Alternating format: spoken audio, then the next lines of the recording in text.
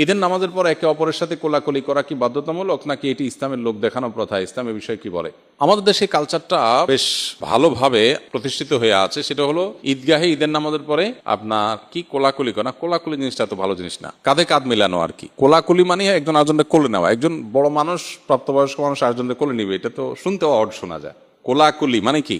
আমি আপনার কোলে উঠলাম, আপনারা আমার কোলে উঠাইলাম, শুনতে তো ভালো শোনা যায় না। যাই হোক, শব্দটা যদিও কোলাকুলি বলা হয়, এখানে উদ্দেশ্য মুআনাকা। হাদিস আমাদেরকে করতে বলেছে কি? মুআনাকা। মুআনাকা মানে কি? কাঁধে কাঁধ মিলানো। মানে আপনার কাঁধে আমি কাঁধ রাখলাম, আপনার প্রতি সৌহার্দ্য প্রকাশ করলাম।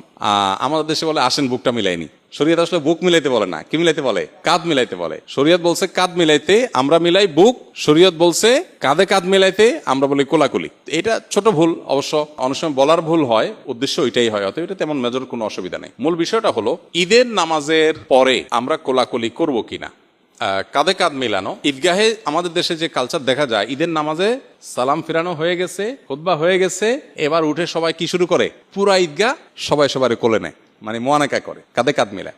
আচ্ছা, তো এইটা ঈদের সুন্নাহ না, তবে সাক্ষাতের সুন্নাহ। এটা ঠিক যে আমাদের দেশে গ্রামে হোক শহরে হোক ঈদগাহে অনেক মানুষের সাথে অনেকদিন পরে দেখা হয়। বিশেষ করে গ্রামে যারা ঈদ করেন তারা তো জানেন যে ঢাকা থেকে, চিটাগাং থেকে, বিভিন্ন জায়গা থেকে, দেশ থেকে, বিদেশ থেকে মানুষজন ঈদগাহে, কয়েক গ্রামের মানুষ, কয়েক মহল্লার মানুষ একসাথ হয়। এই যে একসাথ হয়, তখন কি হয়? আরে ভাই আসছো, তখন সে মুআনাকা করে, কাঁধে কাঁধ মিলায়, এটা ঠিক আছে। কিন্তু আপনি বাসা থেকে একসাথে গেছেন, গা ঘেঁষতে ঘেঁষতে গেছেন ঈদগাহে, একসাথে বসে ঈদের নামাজও পড়ছেন, ততক্ষণ আপনার সাক্ষাৎ করার দরকার হলো না। ঈদের নামাজ শেষ হলে উঠে আপনি এবার মুআনাকা শুরু করে দিলেন। তো এটা মূলত ঈদের সুন্নত না। তারপরেও আমাদের ঈদের কালচারে পরিণত হয়েছে, এটা কালচারে পরিণত হয়েছে। এটা যদি মুআনাকার সুন্নাহ মনে না করে জাস্ট ঈদের শুভেচ্ছা বিনিময়ের অংশ হিসাবে, সামাজিক কৃষ্টি হিসাবে, কেউ কারোর সাথে হাসি মুখে সাক্ষাতের অংশ হিসাবে জাস্ট ঈদের কালচার হিসাবে কেউ করতে চায়, তো সেটা সুন্নাহ মনে না করলে, মুআনাকা মনে না করলে, এমনি একজন আরেকজনের সাথে হাত মিলানো, তারপরে আপনার বিভিন্নভাবে সৌহার্দ্য প্রকাশ করা, সৌহার্দ্য প্রকাশ, সম্প্রীতি প্রকাশ হিসাবে যদি হয়, সেটা একটা লেভেল পর্যন্ত